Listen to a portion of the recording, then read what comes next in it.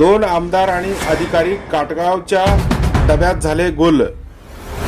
दक्षिण सोलापूर तालुक्यात काटगाव वाळू ठेकेदाराचा बेकायदेशीर साम्राज्य। दोन आमदार आणि अधिकाऱ्यांची संगनमत। तालुक्यात कायदा आहे की वाळू माफियांचाच राज्य? हा प्रश्न आज संपूर्ण तालुक्यात विचारला जात आहे। स्थानिक नागरिकांचा संताप उसळला आहे। त्यांचा आरोप असा आहे, काटगाव वाळू माफिया नावाने ओळखला जाणारा गट रात्रंदिवस नदीपात्रात साफ करत आहे। शेकडो ब्रास वाळूचा उपसा, रात्री दिवस धावणाऱ्या हायवा गाड्या, महामार्गावर बेदरकार वेग आणि प्रशासन मात्र शांत।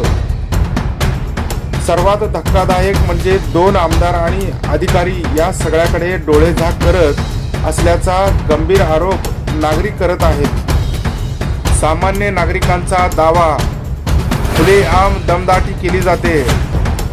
कर्नाटक आणि महाराष्ट्रातील अधिकारी आमच्या हातात आहेत, कोणी काही करू शकत नाही असा दमदाटी केली जात आहे। ही केवळ दादागिरीच नाही तर कायद्याला उघड आव्हान आहे असा आरोप स्थानिकांकडून होत आहे। विरोध करणाऱ्यांना धमक्या, सामान्य नागरिकांवर दबाव आणि भीतीचं वातावरण तालुक्यामध्ये केले जात आहे। नक्की चाललंय तरी काय? राज्यात सत्तेत असलेल्या भाजप सरकारच्या काळात असा प्रकार उघडकीस येत असल्याने राजकीय वातावरणही तापलं आहे। मात्र संबंधित लोकप्रतिनिधी आणि अधिकाऱ्याकडून अद्याप कोणतीही भूमिका स्पष्ट झाली नाही।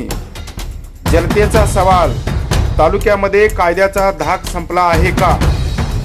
वाळू माफियांना राजकीय पाठबळ आहे का? प्रशासन कोणाच्या दबावाखाली आहे? जनतेला न्याय कोण देणार? तालुक्याची जनता आज संतप्त आहे।